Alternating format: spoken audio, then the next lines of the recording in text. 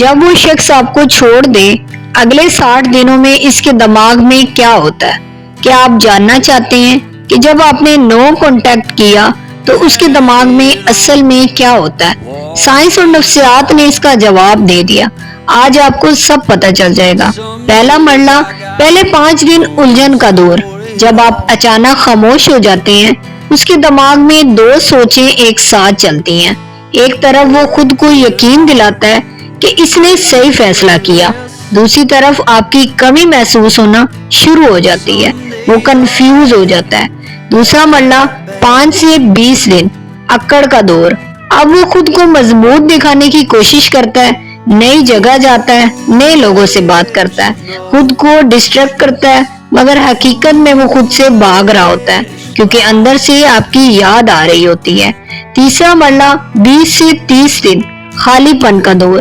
اب واقعی آپ کی غیر موجودگی محسوس ہونا شروع ہو جاتی ہے۔ وہ سوچتا ہے یہ مجھے میسج کیوں نہیں کر رہا یا کر رہی، اتنا خاموش کیسے ہے۔ اسے امید ہوتی ہے کہ آپ پیچھے آئیں گے، مگر جب ایسا نہیں ہوتا تو اس کی نظروں میں آپ کی ویلیو بڑھنے لگتی ہے۔ چوتھا مرحلہ 30 سے 60 دن، پچھتاوے کا دور۔ اب وہ پورے رشتے کے بارے میں سوچنا شروع کر دیتا ہے، اسے اپنی غلطیاں یاد آنے لگتی ہیں، احساس ہوتا ہے کہ شاید اس نے آپ کو انڈر اسٹیمیٹ کیا تھا۔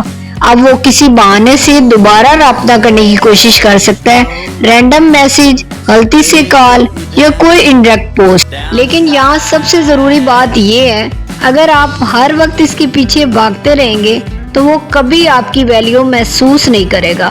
اسی لیے خود پر کام کریں، اپنا مائنڈ سیٹ مضبوط کریں، اپنی پرسنالٹی، اپنا کیریئر پر کام کریں۔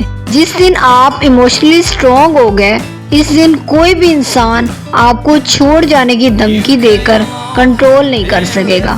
یاد رکھیں، دنیا کا سب سے پاورفل انسان وہ نہیں ہوتا جس کے پیچھے لوگ بھاگتے ہیں، سب سے پاورفل انسان وہ ہوتا ہے جو اپنی ویلیو جانتا ہو۔ اپنے آپ کو سنبھالو، اللہ نے تمہارے لیے بہت بہتر رکھا ہے۔